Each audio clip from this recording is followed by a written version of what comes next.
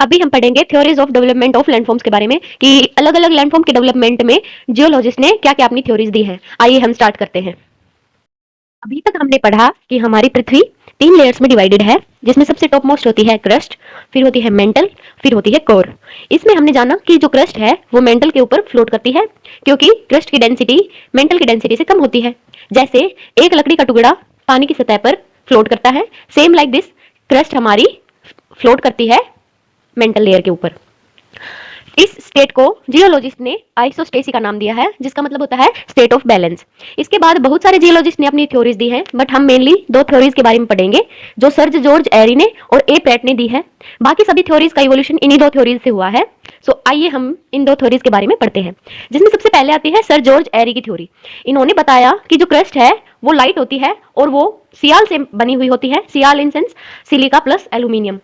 वो मेंटल के ऊपर फ्लोट करती है, जो सीमा से बनी हुई है, जिसमें होता है सिलिका प्लस मैंगनीज, क्योंकि क्रस्ट की डेंसिटी कम होती है मेंटल से। और इन्होंने बताया कि जो जितना क्रस्ट के ऊपर हाइट होती है कोई भी लैंडफॉर्म की, उतनी ही वो मैग्मा के अंदर उस लैंडफॉर्म की हाइट डेप्थ तक रहती है। मतलब इन्होंने बताया कि जितना ऊंचा पर्वत है उतना ही पर्वत नीचे धसा हुआ है मैग्मा के अंदर। तो इन्होंने बताया जैसे प्लेटो की हाइट कम होती है तो वह कम धसा हुआ होता है मैग्मा में। जैसे एक पर्वत की हाइट है 8000 मीटर, तो वो ऊपर भी 8000 मीटर है और वो मैग्मा के अंदर भी 8000 मीटर डीप तक मिलेगा। इन्होंने ये बताया अपनी थ्योरी में। नेक्स्ट है ए प्रैट की थ्योरी। आइए अब हम इनकी थ्योरी के बारे में जानते हैं।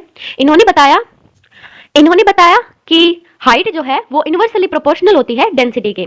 मतलब इन्होंने बोला कि जितनी हाइट लैंडफॉर्म की ऊपर दिखाई देती है उतनी नीचे नहीं होती, वो उतनी ही कम होती है नीचे डेप्थ में। सॉरी, डेप्थ नहीं, डेंसिटी। मतलब जितनी हाइट ऊपर होती है उतनी ही डेंसिटी कम होती है लैंडफॉर्म की। जैसे पर्वत की हाइट ज्यादा होती है बट वह उसकी डेंसिटी कम होती है। वहीं पे प्लेटो की हाइट माउंटेन से कम होती है पर उसकी डेंसिटी माउंटेन से ज्यादा होती है। इसका मतलब है जैसे जैसे लैंडफॉर्म की हाइट बढ़ रही है वैसे वैसे उसकी डेंसिटी कम हो रही है। साथ ही इन्होंने सर जॉर्ज एरी की जो थ्योरी है उसका अपोज करते हुए एक पॉइंट लिखा कि उन्होंने बताया कि पर्वत की हाइट जितनी ज्यादा होती है डेप्थ में भी उसकी डेंसिटी उतनी ही ज्यादा होती है, बट इन्होंने बताया कि सबकी डेंसिटी इक्वल होती है मैग्मा के अंदर। सॉरी, मतलब उनकी डेप्थ इक्वल होती है, एक लेवल पे होती है, जिसे उन्होंने कंपनसेशन लेवल बोला गया है। नेक्स्ट हम पढ़ रहे हैं आइसोस्टेटिक एडजस्टमेंट। एक्सटर्नल फैक्टर की वजह से हम देख रहे हैं जैसे कि माउंटेन्स है उसकी मिट्टी उठ के नीचे प्लेटो के ऊपर ले आते हैं हम, मतलब एक सतह से दूसरी सतह के ऊपर हम एक्सटर्नल फैक्टर की वजह से लैंडफॉर्म्स का एक जगह से दूसरी जगह पे लेके जा रहे हैं। जैसे कि जो प्लेटो है उसकी हाइट बढ़ जा रही है क्योंकि वहां पे हम बसाव कर रहे हैं, तो बिल्डिंग बना रहे हैं, तो जिसकी वजह से उनका वेट बढ़ रहा है। वेट बढ़ने की वजह से या लोडिंग और अनलोडिंग की वजह से उनके फ्लोट करने में थोड़ा सा डिफरेंस आ रहा है, जिसको आइसोस्टेटिक एडजस्टमेंट कहा गया है। अभी हम पढ़ेंगे यूस्टेसी के बारे में।